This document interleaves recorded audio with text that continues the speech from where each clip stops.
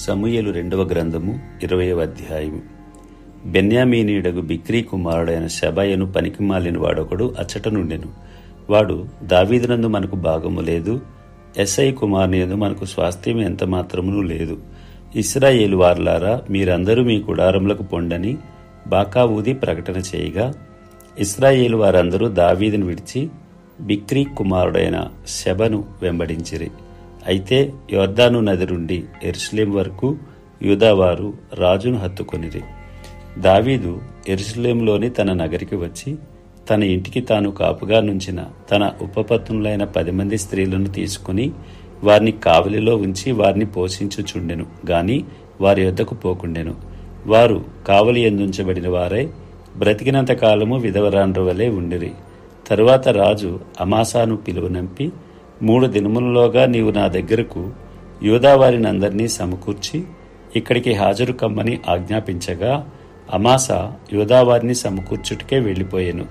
అతడు ఆలస్యం చేసినందున అతనికి నిర్ణయించిన కాలము మీరిపోయినప్పుడు దావీదు అబీషైను పిలువనంపి, బిక్రీ కుమారుడైన షేబ అబ్షాలోము కంటే మనకు ఎక్కువ కీడు చేయును. వాడు ప్రాకారములు గల పట్టణములలో చొచ్చి మనకు దొరకకపోవునేమో గనుక నీవు నీ ఏలిన వాని సేవకులను వెంటబెట్టుకుని పోయి వాని తరిమి పట్టుకొనుమని ఆజ్ఞాపించెను. కాబట్టి యోవాబు వారును కెరేతీయులను పెలేతీయులను బలాఢ్యులందరూ అతనితో కూడా యెరూషలేములో నుండి బయలుదేరి బిక్రీ కుమారుడకు షెబను తరమబోయిరి. వారు గిబియోనులో ఉన్న పెద్ద బండ దగ్గరకు రాగా అమాసా వారిని కలియవచ్చెను. యోవాబు తాను తొడుగుకొనిన చొక్కాయికు పైన బిగించియున్న నడికట్టుకు వరగల కత్తి కట్టుకొని ఉండగా ఆ వర వదిలే కత్తి నేలపడెను.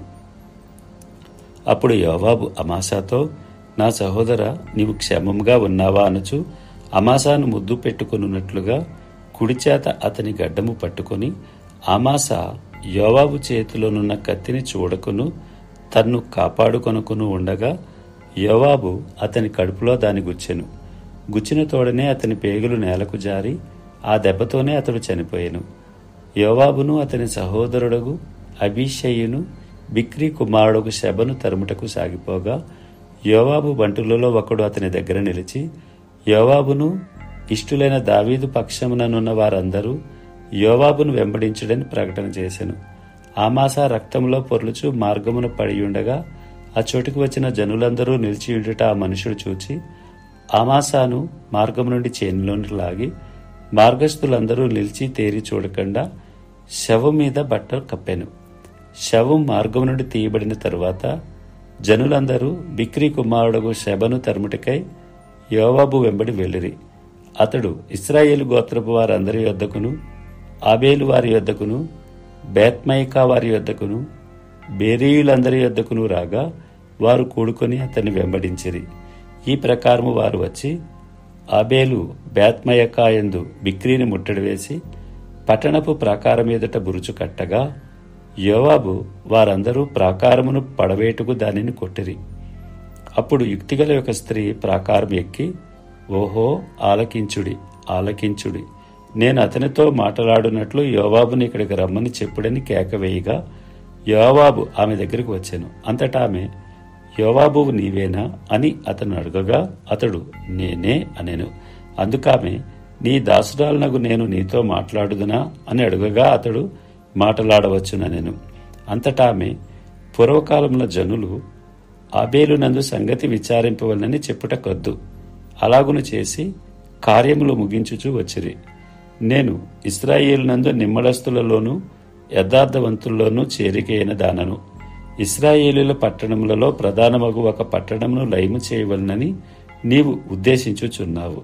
యెహోవా స్వాస్థ్యమును నీవెందుకు నిర్మూలము చేయదు అని చెప్పగా యోవాబు, నిర్మూలము చేయను, లయపరచను, అలాగును చేయను. సంగతి అది కానే కాదు.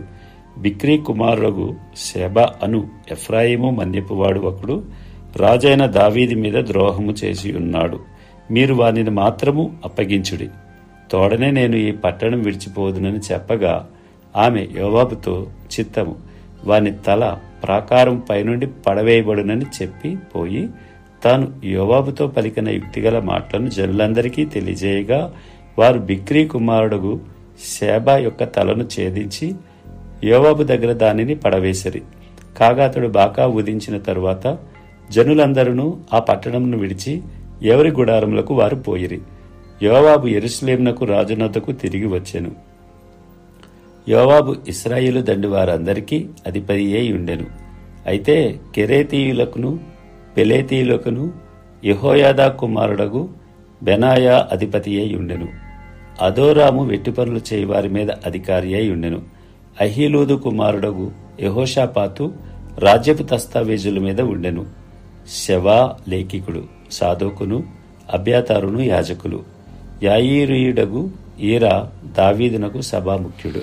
సమూయేలు 2వ గ్రంథము 21వ అధ్యాయము.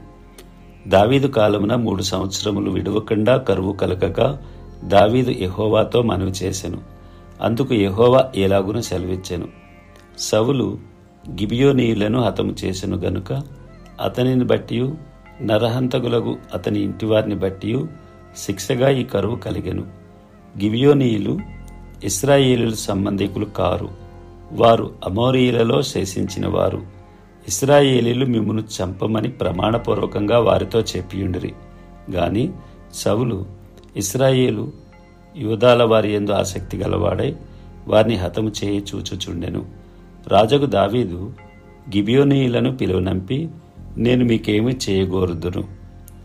యెహోవా స్వాస్థ్యమును మీరు దీవించినట్లు దోష నివృత్తి దేనిచేత నేను ప్రాయశ్చిత్తం చేయుదునని వారిని అడుగగా, గిబియోనీయులు సౌలు అతని ఇంటివారును చేసిన దాని నిమిత్తము ప్రాయశ్చిత్తము కలుగుటకై వెండి బంగారులే గాని ఇశ్రాయేలీయులలో ఎవరినైనా చంపుటియే గాని మేము కోరటలేదనిరి. అంతట దావీదు, మీరేమి కోరుదురో దానిని నేను మీకు చేయుదుననగా, వారు మాకు శత్రువులై మమ్మను నాశనము చేయొచ్చు ఇశ్రాయేలీయుల సరిహద్దుల్లో ఉండకుండా మేము లయమగునట్లు మాకు హాని చేయను ఉద్దేశించిన వాని కుమారులలో 7 మాకు అప్పగించుము. యెహోవా ఏర్పరచుకొనిన సౌలు గిబియా పట్టణంలో యెహోవా సన్నిధిని మేము వారిని ఉరితీసేదమని రాజుతో మనవి చేయగా, రాజు, నేను వారిని అప్పగించేదనెను. తానును సౌలు కుమారుడగు యోనాతానును యెహోవా నామమును బట్టి ప్రమాణము చేసి ఉన్న హేతువు చేత రాజు సౌలు కుమారుడగు యోనాతానునకు పుట్టిన మెఫీబోషెతును అప్పగింపక, అయ్యా కుమార్తెయగు రిస్పా సౌలునకు కనిన 2 కుమారులగు అర్మోనిని మెఫీబోషెతును, సౌలు కుమార్తెయగు మేరాబు మెహూలతీయుడగు బర్జిల్లై కుమారుడైన అద్రీయేలునకు కనిన 5 కుమారులను పట్టుకుని గిబియోనీయులకు అప్పగించెను. వారు ఈ 7 తీసుకుని పోయి కొండ మీద యెహోవా సన్నిధిని ఉరితీసిరి. ఆ 7 ఏకరీతిని చంపబడిరి. కోతకాలమున ఎవలకోత యారంభమందు వారు మరణమైరి.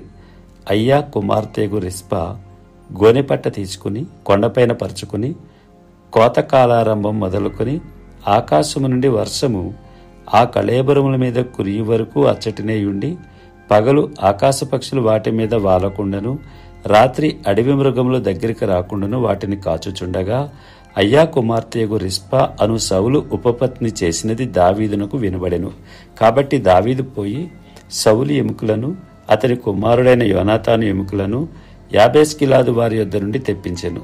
ఫిలిస్తీయులు గిల్బోవలో సౌలును హతము చేసినప్పుడు వారు సౌలును యోనాతానును బేత్షాను పట్టణపు వీధిలో వ్రేలాడగట్టగా, యాబేష్గిలాదు వారు వారి ఎముకలను అచ్చట నుండి దొంగలి తెచ్చి ఉండిరి. కావున దావీదు వారి యొద్ద నుండి సౌలు ఎముకలను అతని కుమారుడైన యోనాతాను ఎముకలను తెప్పించెను. రాజాజ్ఞను బట్టి ఉరితీయబడిన వారి ఎముకలను జనులు సమకూర్చిరి. సౌలు ఎముకలను అతని కుమారుడైన యోనాతాను ఎముకలను బెన్యామీనీల దేశమునకు చేరిన సేలాలోనున్న సౌలు తండ్రియగు కీసు సమాధి యందు పాతిపెట్టిరి. రాజు ఇలాగు చేసిన తరువాత దేశము కొరకు చేయబడిన విజ్ఞాపనమును దేవుడు అంగీకరించెను. ఫిలిస్తీయులకును ఇశ్రాయేలీయులకును యుద్ధము మరలా జరగగా దావీదు తన సేవకులతో కూడా దిగిపోయి ఫిలిస్తీయులతో యుద్ధము చేయునప్పుడు అతడు సొమ్మసిల్లెను.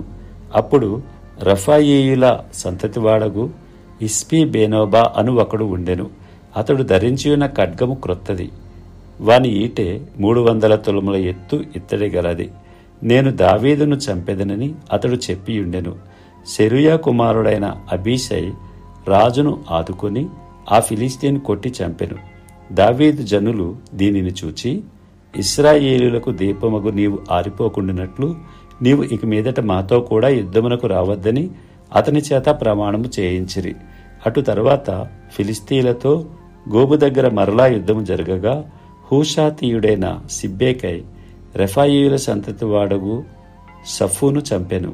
తరువాత గోబు దగ్గర ఫిలిష్తీయులతో ఇంకొకసారి యుద్ధము జరగగా అక్కడ బెత్లెహీమీయుడైన యహరేయోరేగీము కుమారుడగు ఎల్హానాను గిత్తీయుడైన గొల్యాతు సహోదరుని చంపెను. వాని ఈటికర్ర నేతగాని దోనేంత గొప్పది. ఇంకొక యుద్ధము గాతు దగ్గర జరిగెను. అక్కడ మంచి ఎత్తరి ఒకడుండెను. ఒక్కొక్క చేతికి 6 వ్రేళ్లును 24 వ్రేళ్లు అతనికి ఉండెను. అతడు రెఫాయీయుల సంతతివాడు. అతడు ఇశ్రాయేలీయులను తిరస్కరించుచుండగా దావీదు సహోదరుడైన సిమ్యాకు పుట్టిన యోనాతాను అతనిని చంపెను. ఈ నలుగురును గాతులోనున్న రెఫాయీయుల సంతతి వారై దావీదు వలనను అతని సేవకుల వలనను హతులైరి.